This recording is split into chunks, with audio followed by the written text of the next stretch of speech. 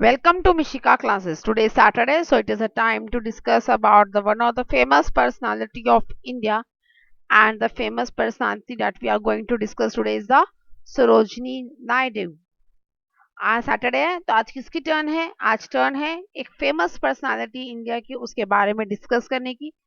आज जिनके बारे में हम डिस्कस करने वाले हैं उनका क्या नाम है? सरोजनी नायडू। और इनको हम क्या कहते हैं? The night angle of India. If you like the video, please like it, share it and subscribe my channel. First of all, Sarojini Naidu कौन है? इन्होंने ऐसा क्या किया कि वो फेमस पर्सनालिटीज में काउंट होती हैं इंडिया की? She was an Indian political activist. वो एक पॉलिटिकल लीडर थी इंडिया की। She played an important role in India independence against British. जब हमारे ऊपर ब्रिटिशर्स का रूल था, मीन्स जब हम लोगों के ऊपर हम जब क्या थे, हम लोगों के ऊपर ब्रिटिशर्स रूल कर रहे थे, उस टाइम पे for getting an independence to the India, India अगर आज़ादी के लिए लड़ रहा था उस टाइम पर, उस टाइम पे इन्होंने बहुत ही इंपॉर्टेंट रोल प्ले किया for getting the independence. Independence दिलवाने में इन्होंने बहुत इंपॉर्टेंट रोल प्ले किया है। She was a former governor of Uttar Pradesh also. ये जब इंडिपेंडेंस मिल गई, हमें इंडिपेंडेंट हो गया इंडिया, उसके बाद ये यूपी की, उत्तर प्रदेश की गवर्नर भी बनी है। तो फॉर्मर गवर्नर थी, ये पहले रह चुकी हैं governor. She was the first women to be the president of Indian National Congress Party. ये पहली वुमेन महिला थी जो प्रेसिडेंट बनी है इंडियन नेशनल कांग्रेस पार्टी की। इंडियन नेशनल कांग्रेस पार्टी जो है इंडिपेंडेंस से पहले ही फॉर्म हो चुकी थी, और ये पहली वुमेन थी जो प्रेसिडेंट बनी। उससे पहले जो थे वो मेल कैंडिडेट थे, फीमेल कैंडिडेट थे, पहली वुमेन थी जो एज अ प्रेसिडेंट अपॉइंट हुई थी। नाउ अब हम कुछ इनके बारे में डिटेल्स लेते हैं, तो कुछ बायोडाटा के बारे में बात करें इनके। What is the full name? The Sarojini Naidu. इनका निक नेम क्या है? क्या निक नेम्स मिले इनको? द नाइटिंगेल ऑफ इंडिया, और दूसरा नाम इनको मिला भारत कोकिला। ये निक नेम्स है द नाइटिंगेल ऑफ इंडिया, और दूसरा नेम क्या पड़ा इनको? Bharat Kokila. Date of birth 13 February 1879, and the place is the Hyderabad, that is in India. India में हैदराबाद में इनका बर्थ हुआ था on 13 February 1879 को। इनकी डेट ऑफ डेथ है 2 March 1949 इन लखनऊ, इंडिया। इंडिया में लखनऊ में इनका 2 March 1949 को इनकी डेथ हुई थी। इनका फादर के नेम क्या थे? अघोरनाथ चट्टोपाध्याय, और इनका मदर का नेम था ब्रारदा सुंदरी देवी। अब हम बात करें इनकी कुछ फैमिली के बारे में। Her father was a principle of Nizam college and he had a doctorate of science from Edinburgh university. इनके जो फादर थे वो कौन थे? निजाम कॉलेज में प्रिंसिपल थे, और उन्होंने डॉक्टरेट साइंस के अंदर उन्होंने डॉक्टरेट डिग्री ले रखी थी, और जहां से उनको ये डिग्री मिली थी that is from the Edinburgh university. Edinburgh university से इनको ये डिग्री मिली थी डॉक्टरेट की साइंस में। एंड ये चाहते थे कि इनकी जो ये बेटी है Sarojini Naidu, she was the elder in her और द सिबलिंग, सभी बहन भाइयों में सबसे बड़ी थी। इनके फादर चाहते थे कि इनकी बेटी सरोजनी नायडू भी इन्हीं की तरह मैथ और साइंस में अपना कैरियर बनाए, but she shows her keen interest in poetry and he supported in them. उसके बाद लेकिन जो सरोजिनी नायडू थे, नायडू थी जो, उन्होंने अपना जो इंटरेस्ट था वो पोइट्री में दिखाया, और इनके फादर ने उसमें इनको सपोर्ट किया। हर मदर रॉट्स पोइट्री इन बंगाली, बंगाली लैंग्वेज में इनकी मदर जो थी पोइट्री लिखती थी, और वहीं से ही इनको प्रेरणा मिली फॉर राइटिंग अ पोएम्स। इन 1891 में इन्होंने मैट्रिकुलेशन की डिग्री कंप्लीट की थी with the highest mark. In 1891 she passed her matriculation from highest rank, highest rank से इन्होंने अपनी मैट्रिकुलेशन कंप्लीट की थी इन year 1891। From 1895 to 1898, she studied in King's College London and Grinton's College Cambridge on the scholarship by the Nizam College. Nizam College ने इनको scholarship offer की थी for getting the highest marks, or we can say that the highest rank in the matriculation. highest rank matriculation के अंदर जो इनको highest rank मिला था basically, उसकी वजह से निजाम कॉलेज ने इनको scholarship provide करी, और जिसकी वजह से from 1895 to 1898 तक, यानी कि 95 से लेकर 98 तक इन्होंने अपनी जो स्टडीज थी वो कंटिन्यू करी from the King's College of London and the Girton College of Cambridge. After that, in 1898, she married with Govindaraju Naidu. इनकी शादी हो गई इनसे और ये उनसे इंग्लैंड में ही मिली थी. Through her poems, she describes her thoughts, feelings and experiences of the life. ये अपनी पोएम्स जो ये पोएम्स बेसिकली लिखती थी उसमें क्या डिस्क्राइब करती थी? ये अपने थॉट्स को, फीलिंग्स को, अपने विचारों को, अपनी भावनाओं को और जो उनका एक्सपीरियंस था उनकी लाइफ को लेकर वो सब कुछ ये अपने पोएम्स के थ्रू रिप्रेजेंट करती थी, डिस्क्राइब करती थी. And due to this quality of the poetry, इनकी इसी क्वालिटी की वजह से the Mahatma Gandhi gave her name the nightingale of India और we can say the Bharat Kokila. इसी क्वालिटी की वजह से जो इनके एक्सप्रेशन थे कि इनके पोएम्स के थ्रू जो अपने विचार रखती थी उसकी क्वालिटी की वजह से जो लिरिक्स बनाती थी उसी वजह से महात्मा गांधी ने इनको ये नाम दिया था the nightingale of India और we can say the Bharat Kokila. In 1905, she started her career, a political career. 1905 में इन्होंने अपना पॉलिटिकल कैरियर स्टार्ट किया bye joining the Indian national movement. और इन्होंने जो अपना कैरियर शुरुआत की थी बाय जॉइनिंग, इन्होंने ज्वाइन किया था इंडियन नेशनल मूवमेंट को. That was form because of the partition of the Bengal. और ये क्यों फॉर्म हुआ था? क्योंकि बंगाल का पार्टीशन हो गया था 1905 में. उसी के बाद इन्होंने पॉलिटिकल कैरियर अपना शुरुआत किया by taking participation in the Indian national movements. Indian 1905 में ही द गोल्डन थ्रेशोल्ड इनकी पहली book was released. The first book was released. इनकी जो फर्स्ट बुक थी the golden threshold was released हुई थी इस दिन. And the first collection of the poems, और इस बुक में सिर्फ और सिर्फ इनकी लिखी हुई पोएम्स थी. And at that time the age is only of 12. She participated in the quit India movement. इन्होंने क्विट इंडिया मूवमेंट में भी पार्टिसिपेट किया था जो इनका मेन अचीवमेंट रही है as a political career before independence, that she participated in the quit India movement. Now हम ईयर वाइज अगर हम इनकी बात करें कि इन्होंने कैसे कैसे अपना रोल प्ले किया for getting an independent to India. From 1905 to 1918 she delivered lectures on social welfare, women empowerment and the nationalism and fight for the independence through her oratory.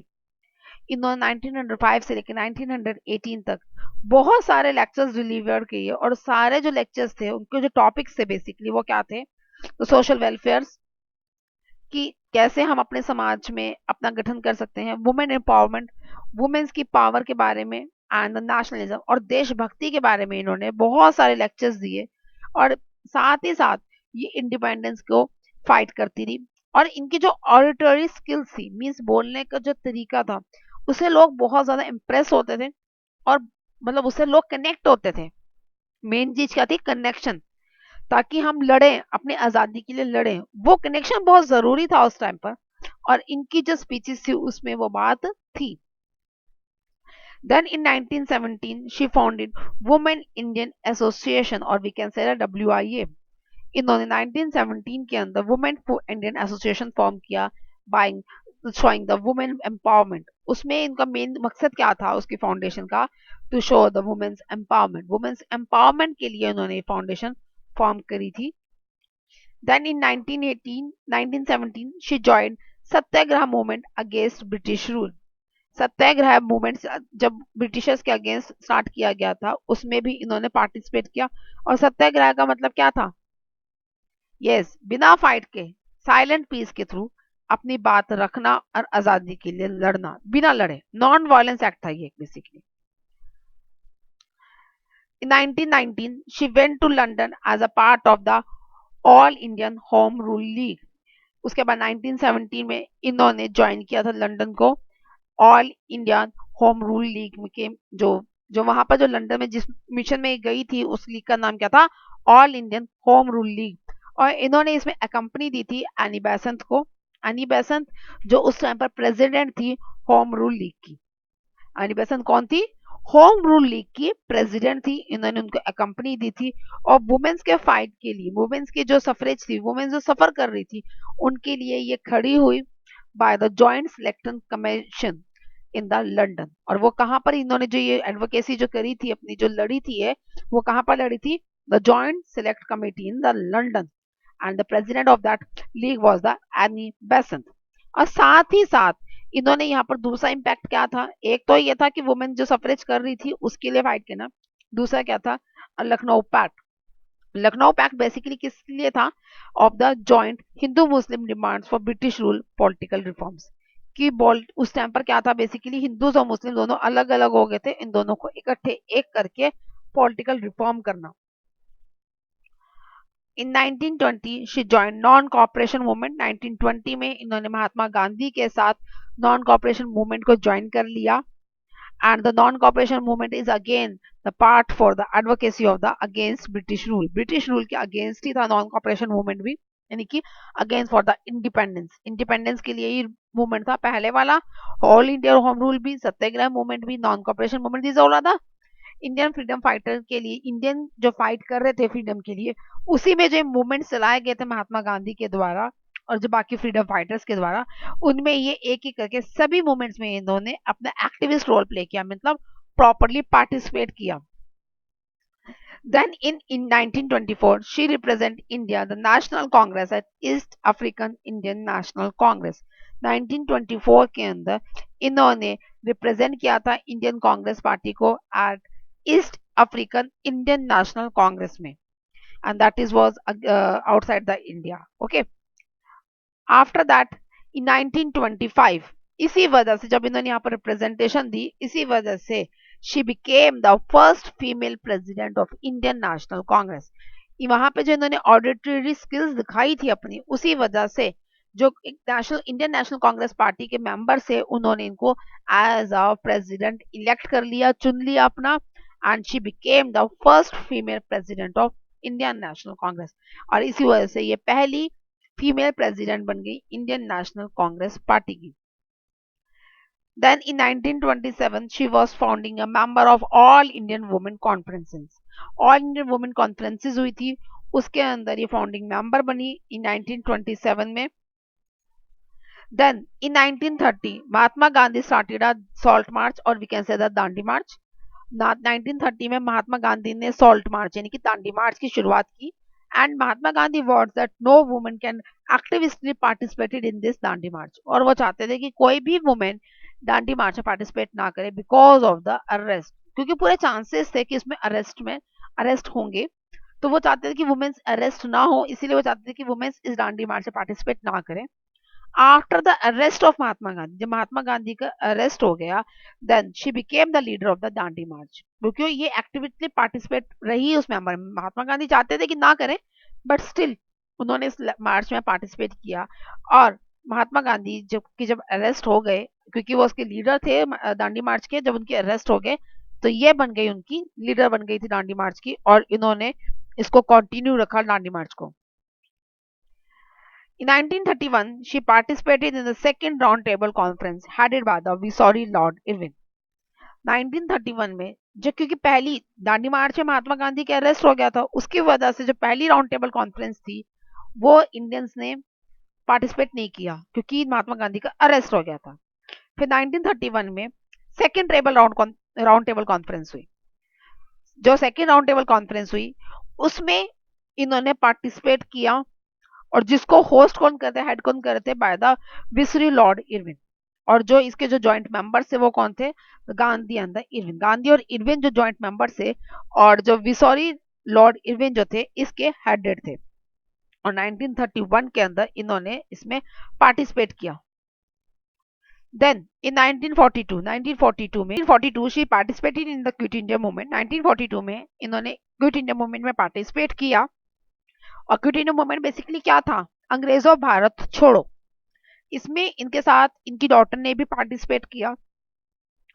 As a participate in the quit India movement actively, मतलब इन्होंने properly से participation की थी, तो उसकी वजह से इनका अरेस्ट भी हुआ था।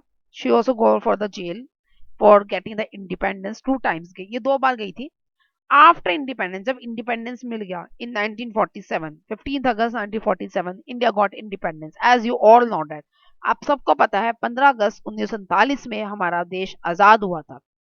and she became the first woman governor of United Provinces. और ये पहली वुमेन गवर्नर बनी यूनाइटेड प्रोविजंस की. यूनाइटेड प्रोविजंस उस टाइम पर उसका नाम यूनाइटेड प्रोविजन था, अब हम उसको उत्तर प्रदेश बोलते हैं. And Uttar Pradesh was the fourth largest state of the India. Uttar Pradesh की ये फर्स्ट वुमेन गवर्नर बनी, बट उस टाइम पर उसका नाम क्या था? यूनाइटेड प्रोविजंस नाम था. On 2nd March 1949, 2nd March को she died at the Government House, Lucknow, due to the cardiac arrest at 3:30 p.m.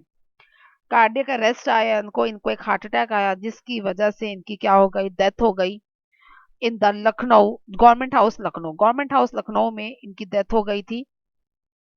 उससे पहले ही 15 फरवरी को गवर्नमेंट जो डॉक्टर्स थे, जब दिल्ली से वापस आई, तो doctor says that you have to take the, मतलब आपको इन सबसे चीजों को छोड़, ऑफिस को छोड़ के प्रॉपर्ली रेस्ट करना चाहिए, because your health is going deteriorating day by day. क्योंकि उनकी हेल्थ जो थी डे बाय डे डिटोरेट कर रही थी, खराब होती जा रही थी.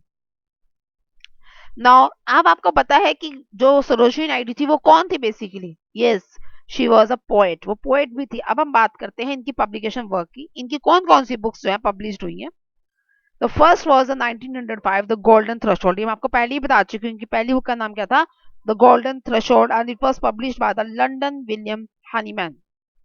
आफ्टर दैट 1912 में The Bird of Time, 1912 में The Bird of Time, the second book was published. Then in 1915, The Thief and the Spring, the third book was published by the London William Hardyman and the New York John Lane's Company. 1950 में Thief and the Spring इनकी book launch हुई. Then in 1919, The Broken Wing जो थी इनकी book launch हुई, publish हुई on the songs of the love, death and the spring. जो main the broken wing का मतलब क्या था, इसमें किस चीज के ऊपर सॉन्ग्स है? The song of the love, death and the spring. In the year 1990 the book was published. Then in 1919 the song of the penguins bearers by the Naidu, and the music was given by the Martin Shaw, the London crewman. 1990 में the song of the Penguins Bearers भी published हुई. After that in 1920 the speeches and the writings of the Sarojini Naidu. ये basically जिन्होंने इन्होंने जो independence के जितनी भी अपनी ऑडिटरी स्किल्स दिखाई, जो स्पीचेस दी थी, बेसिकली वो इस बुक में पब्लिश हुई. The speeches and the writings of the Sarojini Naidu. Then in 1922 Muhammad Ali Jinnah, an ambassador of unity, his speeches and the writings with a biography of pen poetry of Jinnah by Naidu, Madras Ganeshan companies ने इसको publish किया था. 1922 में इन्होंने मोहम्मद अली जिन्ना पे, आगे title क्या था? एन एम्बेसडर ऑफ यूनिटी, इसके ऊपर बुक पब्लिश हुई. इसमें इन्होंने बायोग्राफी दी थी ऑफ द जिन्ना के बारे में, जिनकी बायोग्राफी थी, पूरी की पूरी बायोग्राफी इन्होंने डिस्क्राइब करी कि इन्होंने क्या क्या काम किया था. In 1948, the Scatter Fluters, the songs of the India, New York, the Mud and the companies published this book. Then in 1961, The Feather of the Dawn. After her death, this book was published by the Padmaju Naidu, the daughter of Sarojini Naidu. 1961 में The Feather of the Dawn ये book publish हुई. और इस book को publish किसने किया था? पद्माजू नायडू ने पब्लिश किया करा था, जो कि सरोजिनी नायडू की डॉटर है. और ये बुक आफ्टर हर डेथ, उनकी डेथ के बाद पब्लिश्ड हुई थी. नाउ अब सरोजिनी नायडू के मतलब उसमें कौन कौन से इंस्टीट्यूट्स बने जो उनको डेडिकेट करे गए हैं. The first was the Sarojini Naidu medical college, the Sarojini Naidu college for women's, Sarojini Naidu schools of arts and communications, university of Hyderabad and the Sarojini Devi Eye Hospital. These are the some institutes were dedicated to her. This is all about the Sarojini Naidu, and the books name was given by me were very few, and many more books were also published by her. ये जो मैंने बताया है ये बहुत famous books हैं इनकी, जो मैंने आपको डिस्क्राइब करी है. इसके अलावा भी इनकी बहुत सारी बुक्स पब्लिश हुई थी, और इन्होंने इंडिया को इंडिपेंडेंस दिलाने के इसके अलावा बहुत कुछ किया है. I hope you like the video. You get useful information through this video. और जो मैंने years बताए हैं, this is very very important according to the UPSC exams point of view. ये points जो हैं basically UPSC exams में year wise पूछ ले जाते हैं. That's why I gave the information year wise. UPSC exams जब बच्चे prepare करते हैं तो उसमें जो information चाहिए होती है वो year के accordingly चाहिए होती है. इसी वजह से मेरी कोशिश रहती है कि जब भी मैं किसी भी फेमस पर्सनालिटी के बारे में बताऊं तो उनके बारे में जो भी डिस्क्राइब करूं वो ईयर के अकॉर्डिंगली करूं, सो दैट कि आप इजिली याद रख सकें और at the time of your exam आप उसको इजिली मेमोराइज कर सकें, इजिली याद रख सकें. I hope you get the useful information through this video. If so, please like it, share it and subscribe my channel. Thank you.